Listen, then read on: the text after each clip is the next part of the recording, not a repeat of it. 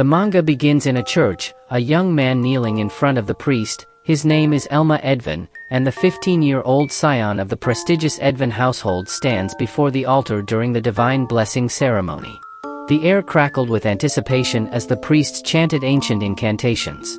Elma's lineage is traced back to the legendary sword saints, revered for their combat prowess and unwavering loyalty to the kingdom.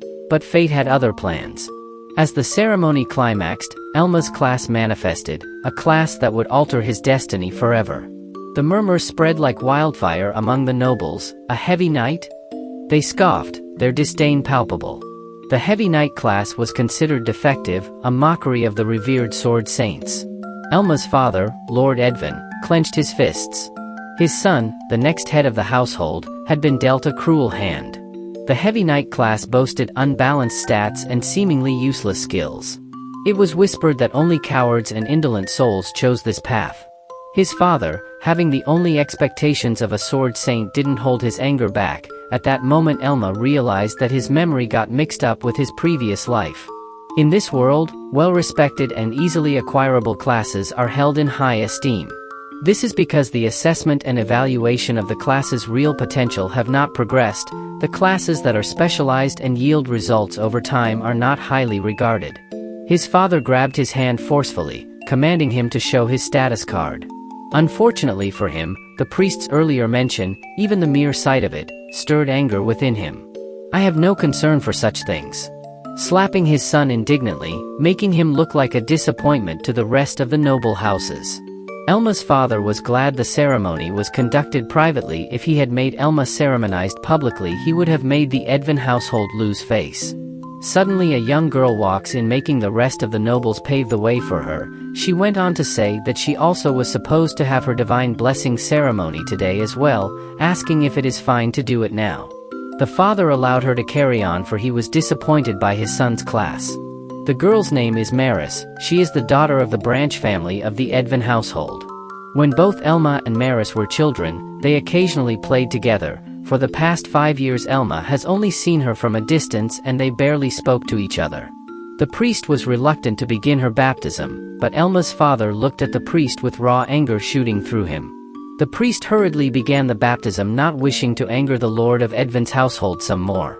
As the priest began to chant the incantations, Elma somehow had a bad feeling that the situation would even worsen. But his premonition came true. Maris' expression is one of deep thought as she gazes at the status card. She reads out, "Sword Saint, huh?" Her eyes slightly narrowed, and her mouth smirked a bit. With one foot on the stairs proudly looking down at him, she responds cryptically, apologizing and declaring that she has robbed him of his talent, making it hers. Showing him that she is now at the top, no longer hiding behind his shadow. Elma is filled with tension, conveying a sense of intensity and emotion. Since the girl is from the same branch family and she got the Sword Saint class, his father's usual mood would change. Lord Edvin showered her with praise and admiration as expected from a member of Edvin's household. He holds Maris on her shoulders, telling her henceforth she will become his daughter and onwards become the next successor of the Edvin household. The weight of this revelation is etched across the nobles and Elma's faces, leaving Elma disheartened. The father made it even worse by hugging Maris in front of the nobles. To rub salt to injury, she called him father. It became a great problem for Elma, leaving him in a state of shock because of the betrayal. With a look of satisfaction, Maris says Elma was responsible for becoming the next successor. It has now been passed on to her. The speech echoed his inner turmoil, hinting at the daunting path ahead. Shouting at his son, who looks shocked and sorrowful. His father's face shows intense anger with bulging veins and furrowed brow. He tells Elma to get lost because he has betrayed his expectations. His son gets a heavy knight class as a member of the Edvin household, and he only brings shame. They engage in a heated confrontation. Their emotions are palpable as they exchange intense words. The father, standing tall and stern, reprimands his son.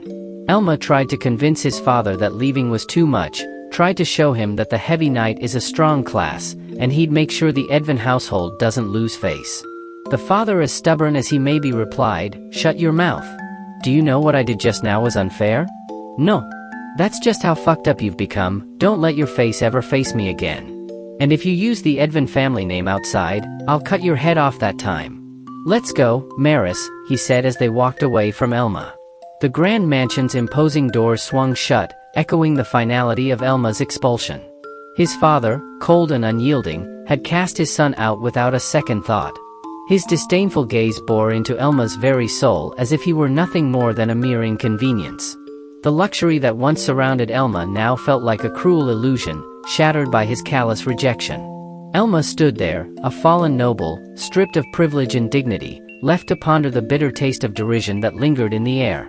Nowhere else to go, he decided to get a carriage that would take him to the town, and he decided to embark on a new life as a commoner, whereas people became adventurers as a source of living.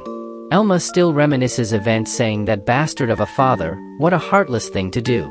Although he lost everything, his home, family, and friends, he still has the strongest class, the heavy knight.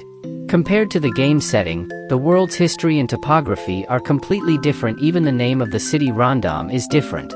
I need to gradually examine areas one after another again, he says to himself. He summons the status card that appears in front of him. First, he verifies the class and skills. However, if the class's specs of a heavy knight are different, it'd be quite a blow to him. But his status remains the same. The status card has the skills tree, from which one can freely choose which areas of skills he or she will want to acquire. The remaining skill points are the initial bonus points one acquires when one gains a class. Every time one's level increases, it also increases by 1. Well, it's no exaggeration to say that it determines your fate from that point onwards. There are 2 types of skill trees. One of them is those that are class-specific, and the other that are acquired randomly when one creates a character. Among Elma's skill trees, the only class-specific he has is the Vow of the Armor. Vow of the Armor refers to a special ability or a set of rules that a character must follow. For example, in Jujutsu Kaisen, a binding vow is a pact that becomes binding via cursed energy, often requiring great sacrifice but granting significant power in return. In this case, Vow of the Armor is a skill tree that's exclusive only for the Heavy Knight and was said to be the weakest joke skill tree to exist. A multitude of its skills lack temporal constraints for use in the first place. But it is exceedingly formidable and potent to handle. It was derided by many and contemptuously regarded for its frailty. Despite this, it compelled numerous adventurers and undermined their determination to persevere. The increased defense skill tree is genuinely valuable in its own right. While acquiring skills directly from this skill is not possible, it can steadily enhance defense power significantly. Moreover, novice swordsmanship is not without merit. By leveraging unique items and similar resources, it can be transformed into superior swordsmanship. Ultimately, he resolved to allocate 5 points to the Vow of the Heavy Armor. His level of the Vow of the Heavy Armor had increased to level 2 while acquiring a normal skill, Rampart Return. Then, his Vow of the Heavy Armor increased once more from level 2 to level 5, and even his defense points had added a plus 10. Clenching his fist with determination and having an expression of approval, he says to himself, "This will do." The scene changes to a lush forest bathed in golden sunlight. Ancient trees stretch toward the sky, their leaves whispering secrets. Birds flit among the branches, their songs echoing through the glade. Clad in simple leather armor, he carries a well-worn sword on his right side. The blade, etched with runes, has seen battles and victories. Its hilt, wrapped in weathered leather, fits snugly in his grip. Suddenly, he ventures into the forest. Along the way, he encounters a demon frog named Lana, and their eyes lock in a momentary exchange. The frog hops toward him as it sticks out its tongue. He looks at it and says, "That's so sudden," tightening his grip on his sword, determination burning within him. He stands there like a Giga Chad and takes the hit head-on using Rampart Return. The impact is so devastating that it causes the Lana to be thrown back and die right on the spot. "It is still a gruesome sight," he says, becoming disgusted. Earlier, when he used Rampart Return, the block damage indicated that the skill user's defense was much higher than the enemy's, and they couldn't even scratch him. His level increases from level 1 to level 2 as the Lana dissipates. He collects the mana stone from the ground and decides to head back. A level 2 mana stone, this is cheap, but let's keep it for now. Suddenly, he hears someone screaming for help as tension fills the air. "Help! Anyone! Please help me!" The man comes running in the MC's way, saying, "I'm gonna get killed." The man asks Elma for help as he assesses the situation and sees that there are a bunch of demons, Lanas, heading his way behind the man. Elma says to leave them to me, as the man looks at him incredulously. He looks at him, with a get-up like that. Are you a well-known adventurer? He asks indiscriminately.